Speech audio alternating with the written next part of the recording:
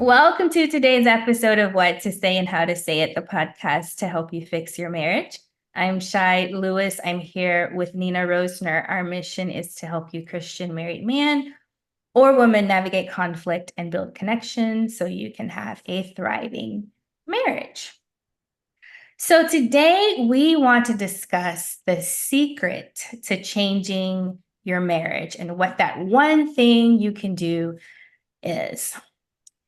So it's probably not something that you think it is, but if you've been watching us, walking with us for a while, it might come as no surprise to you that the one thing that you can change is you.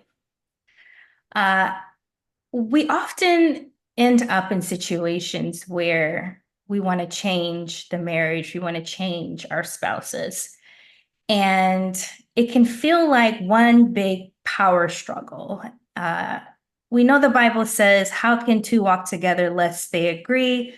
So it might be that you want to go this way, your spouse wants to go another way, and you end up going nowhere. So what do you do in that situation? Well, we want to talk about that today. There's a lot you can actually do in that situation, and it could possibly lead you toward a healthy marriage. So welcome, Nina. I'm excited to talk about this topic with you today. You know, it's a brutal one. And every single day of the week, I'm having a conversation with mostly wives, occasionally a husband, and it always starts the same way. Here's the laundry list of the things that my spouse has done that are terrible to me. There's just gut-wrenching, brutal stuff that's just thrown out there. Well, then he said this, and then he didn't do that, and then, I always have to do this because he won't, and just, oh my goodness, like all this stuff, right? And it's real. Like that's true. That's going on. What people don't realize is that they had a part in creating that. Because you went from being happy together to this. And so as we start navigating this topic today, we want to talk about, well, what gets us there? And then how do we get out of that mess? And it's not easy, it's not complicated, but it is kind of challenging. Yeah, absolutely. So if you don't get this right, that power struggle will likely continue, which will create just a downward spiral and more negative behaviors. So if you have had enough, if you're at the end of your rope, if you feel so alone in your marriage, I want to challenge you to do something different. Take initiative, take responsibility, and join us in our strength and dignity free space. Go to greaterimpactwives.org and sign up. It's right there at the bottom of the page. And in that, you're going to learn some things that will help you manage your relationship activities and interactions. As one of our participants recently said, after spending 2 weeks in this thing, it's a game changer. So join us and change your game. greaterimpactwives.org. Let's talk about what we can do. So the thing that you might have heard us speak about that contributes to self-respect is the basics. So the basics are basically things that you do to take care of yourself to make sure that you show up as your best self in the situation. One of those things that you might think is a small thing, but really is a big thing in your mental space is what I'll say, is spending time with the Lord, getting in the Word daily. We talk about the steps a lot and how we have to renew our thoughts and how we have to replace the things that maybe we're listening to that come from the world, that might come from our flesh, that might come from the enemy. It's so fundamental in your Christian walk to have godly thoughts. What are your thoughts, Nina, around that part of respecting yourself and how spending time with the Lord daily can actually change how we show up in our marriages? Yeah, we're going to become like whoever we spend the most time with. Mm, So what does it look like to spend the most time with the Lord, like all day long style. And it's like, well, what am I going to do? Carry my Bible around with me? Well, yeah, it's probably on your phone. It really is. But are you talking to him when you have a slight irritation because somebody cuts you off in traffic? Like, are you just feeding that barrage of evil within you? Or are you going, hey, Lord, what is it in me that's annoyed? Because maybe that's a person who's on the way to visit their dying mother in a hospital, right? Like, how am I levying judgment here in this small moment? And and so the whole point is that he wants to be with us. He wants us to be one. Mhm. And if we'll pursue that, like so crazy hot and heavy style, like just go after it, go after him, then we can know things we couldn't possibly know. And it there's so much comfort in that. It if we're hanging out watching Hallmark movies, which is relationship porn, by the way, if we're feeding ourselves, the romantic novels or watching movies on Netflix that are, making fun of men and all this stuff, then it influences us. Hmm. We we can't help it. We don't choose that actively, but on a subconscious level, we're being influenced. Now, I'm not saying that you don't be, wandering around in the world. Like you have to understand culture so that you're relevant to it. Right. Otherwise, you're the Amish and you're over there and they're not influencing us like at all, except maybe, buying their cool chairs and stuff, but they make really good furniture. But the whole point is, we're not going to become that because we're not around that, right? Yeah. And so being in the world means we have to have an awareness of it, but we have to choose the inputs and we have to choose them very carefully. The friends that we have, the time in the Bible is the most important thing first thing in the morning. Set yourself in that space and then be with him all day long. Ask him questions. He's right there right now. He's like right there with you. He's sitting next to me and he's sitting next to you and he's next to you in your car. He's at your dinner table. Yep, all the time. He's waiting to talk to us if we'll Hmm. let him. And I don't know about you, but if I go too many days in a row without my time with him, then my behavior starts to change. It starts to become evident that I have not spent time with the Lord. Yes. Yeah, that's real. We just got this puppy and well, it's been a month and a week and it's exhausting, right? And so everything's upside down time-wise in my world. And like you just said, not having that, like there were 3 days and I found myself being easily annoyed. I'm like, what is that? He's like, Hmm. hey, Nina. Yeah, what is that? Remember me? Oh yeah. Oh yeah. Oh yeah. So, So it's easy to see how that can spill over into how uh-huh. we interact with other people in our house. Yeah. All right. So the next thing that lines up with respecting yourself is getting enough sleep. Um, we're in a world that is 24/7. We have our phones connected to our hips.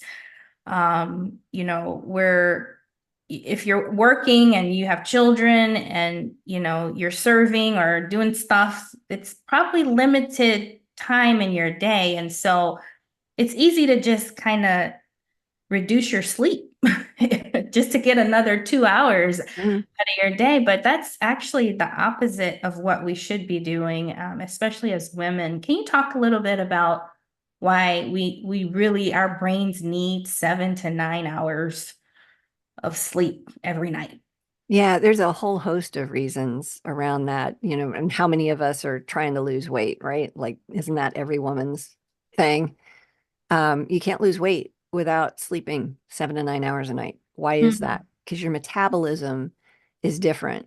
You don't actually do everything with all the food and then, get rid of it properly and burn up those calories in the way that your body's designed to if you're not sleeping enough. Most people don't know that.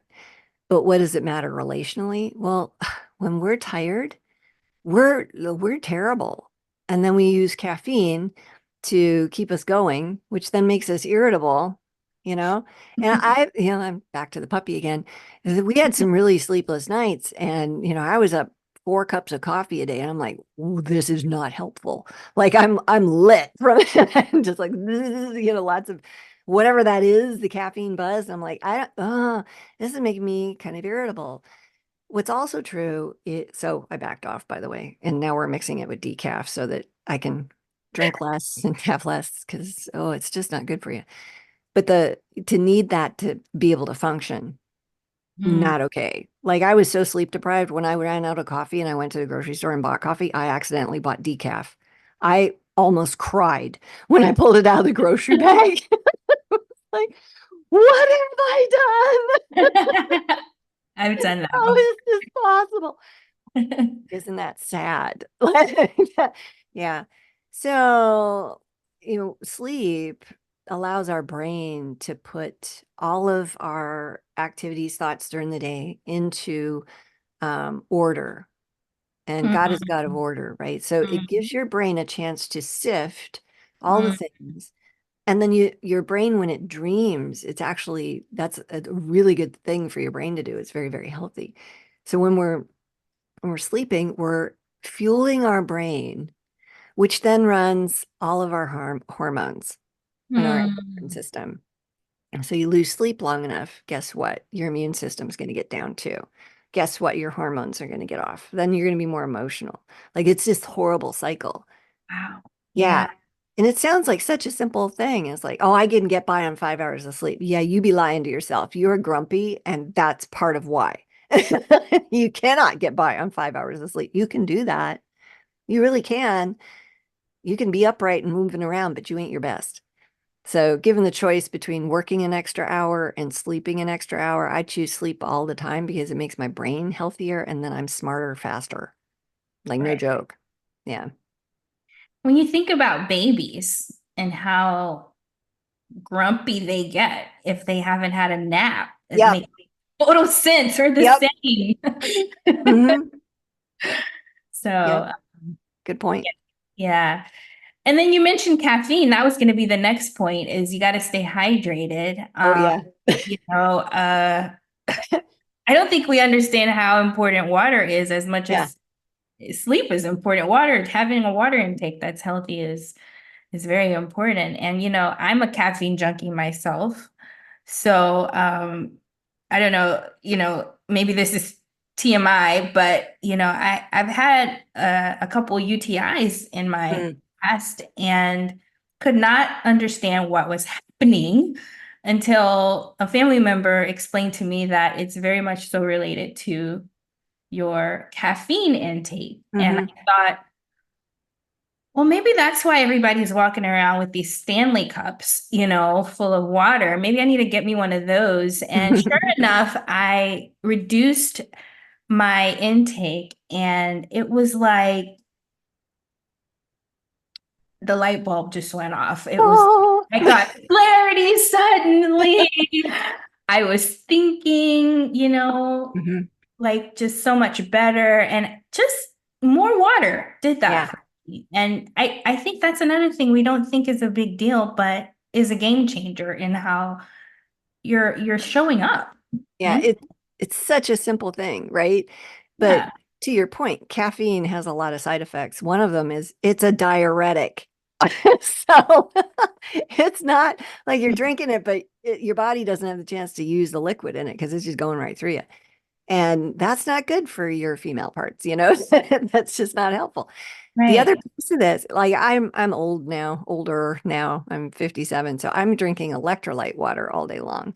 Mm. Yeah, and I have a connective tissue thing. So if I don't have enough salt and potassium and all those things, I get lightheaded just from standing up from a chair. Like it's really stupid. So I've noticed that if I'm constantly drinking that, and it has a little flavor to it, so that's awesome. Um, but what happens when you're hydrated, and I'm going to tell you 2 reasons. The first of which you're going to be like, oh, okay. And the second one, you're going to be like, oh, I'll do it then. Okay. The first one is it makes your brain function better to be hydrated because your brain is like an electrical computer, but it needs water to work well. So by the time you are actually feeling thirsty, you're already dehydrated. And the first sign of dehydration is actually a little bit of a headache. Mm. Mm. Yeah. So Yeah. if you're having headaches all day long, drink more water instead of taking Tylenol. That'll ruin your liver. Um, sorry, I'm not a doctor and I don't play one on TV, but there's side effects to the medicines, right? So think about that. Now, here's the reason why you're going to want to drink more water. Um, it makes your skin hold more water, which makes you less wrinkled. Oh, well, yeah. Yeah. That's the easy one. Yeah. Like every woman out there's like, oh, well, maybe I will consider Yeah. this.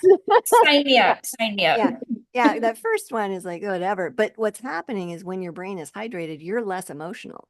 Like there's data Yeah. around that. Is when you're dehydrated, you're more emotional because your brain doesn't have the ability to function at its best. Hmm. Yeah. But yeah, it is all, and I am vain enough to care about the wrinkles. Yep. Just a little bit. So why not? Hey, you can kill two birds with one stone. Oh, Sounds amen. like a good plan to me. Okay, so the next thing is eat whole foods, avoid processed stuff, eat as close to the way things are created. So I know we've kind of been in that space for a decade at least, but how does that relate to our emotions and how we show up, what we eat? Yeah. So this is kind of a hot topic with people because people are really, it's almost like a religion, food in Mm-hmm. America. Okay. Mm-hmm. So when I say whole food, healthy, whatever, that's whatever that means to you, but it's not coming out of a box. It's not been processed. Mm-hmm. What happens when food is heated and, like flakes are made, that have sugar on them, like high fructose corn syrup, for example, is, showing up as a carcinogen. But the cooking of something at high temperatures actually reduces the nutritional value of it. So the box can say this has all of these vitamins in it, but they've been rendered useless because they were cooked at high temperatures. And we're seeing this with in the dog community right now with dog foods. Like 60% of golden retrievers are getting cancer and it's happening at a younger and younger age. And there's a lot of speculation around what's causing this, but one of the main things people are saying is that it's the food. It's so processed, like it's so far away from what they is natural and God made, Mm-hmm. that the artificial everything and then the vitamin deficiencies that come with that. And then the artificial stuff that's in there to make it colored and all those things. It's hopefully common knowledge right now that, whatever that dye is, and it's red, Mm-hmm. causes hyperactivity in children and can cause all sorts of emotional issues. Like there's a tie, and it's not for every kid, but there's connections between this Right. stuff. Yeah. Right. So to not be aware of that and to not know that our food, the processed parts of it are, I mean, I wish that manufacturers in the United States were all just wholesome people to, just want to take care of us and feed us healthy things. But the reality is they're businesses Right. trying to make money. Right. Mhm. And most of the food is sprayed with pesticides, all this gluten intolerance, hard to believe. But when I was a child, there was no gluten intolerance. Nobody was gluten intolerant, but they didn't use Roundup.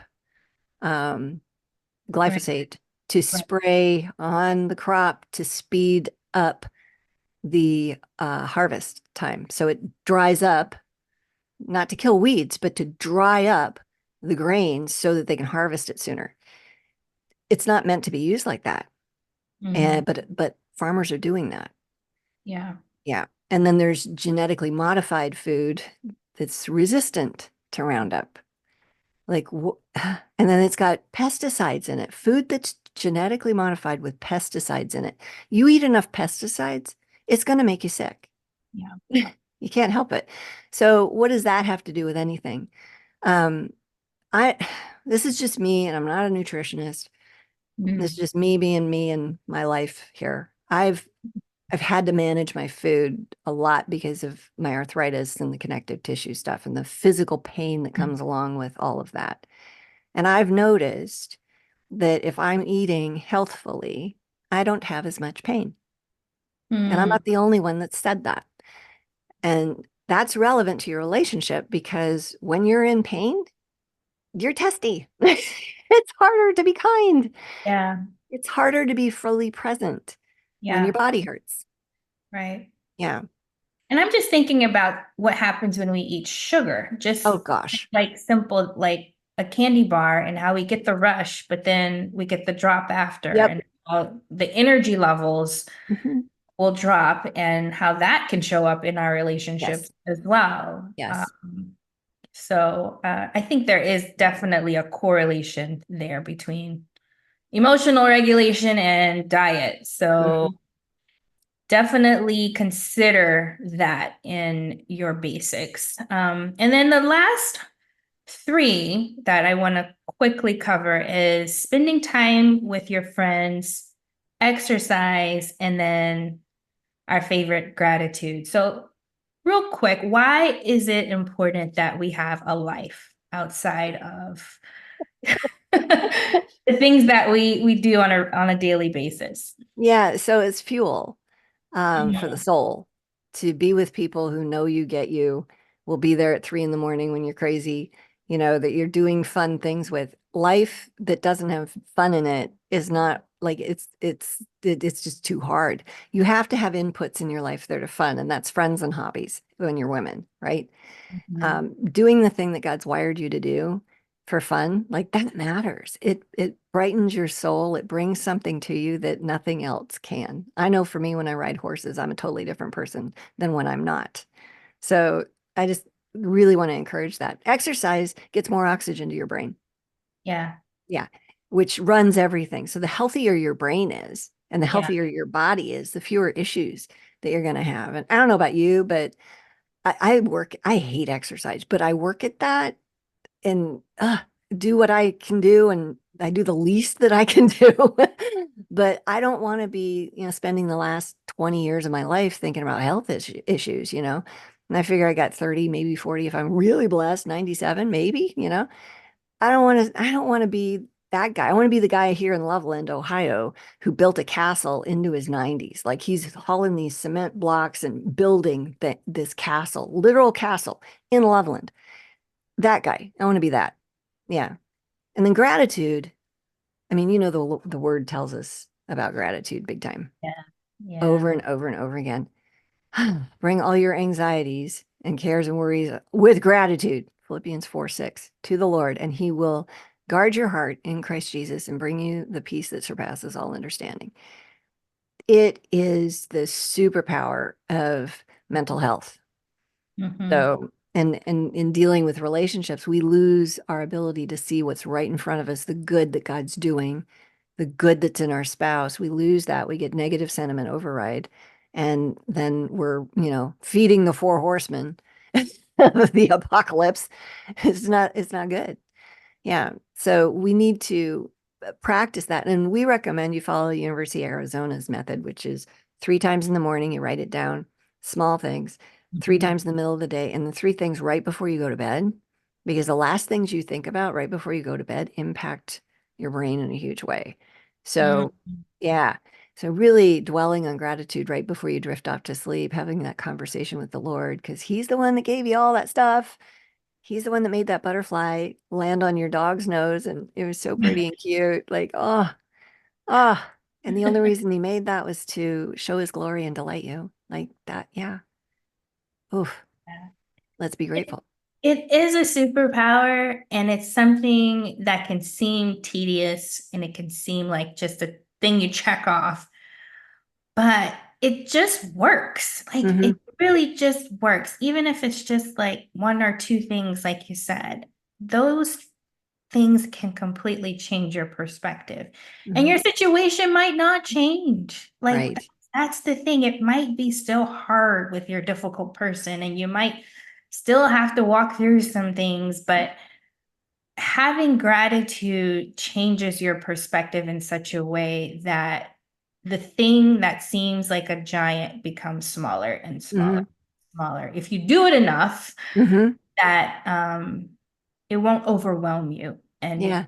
you'll see God as bigger than the thing. So, I think it's a foundation for joy. mm, mm-hmm. Like, I think that if we're grateful people and we see wonder all around us, then eventually that starts to become a wow. And we're just blown away. I think of Viktor Frankl. He wrote Man's Search for Meaning. He was a Holocaust survivor. Right. And, he talked about being grateful for a piece of bread in his pocket, just a crust of bread in his pocket when he went to bed. I got a whole loaf in my refrigerator right now. Yeah, me too. Yeah. So can I be grateful? Yeah. Yeah. Oof, who am I to not be grateful? Like that's the level of gratitude that the human being is capable of having. I want that. Yeah. Amen. Well, I hope that this information was helpful to you. I hope you agree that there's a lot you can actually do to change your marriage. It may not change the other person. It may not actually change the marriage for a while, but if you change, then the marriage will change. And so we hope you enjoyed today's conversation. We invite you to check out our website, greaterimpactwives.org. We have a free PDF for you. We also have a free e-course for you on Facebook if you're interested.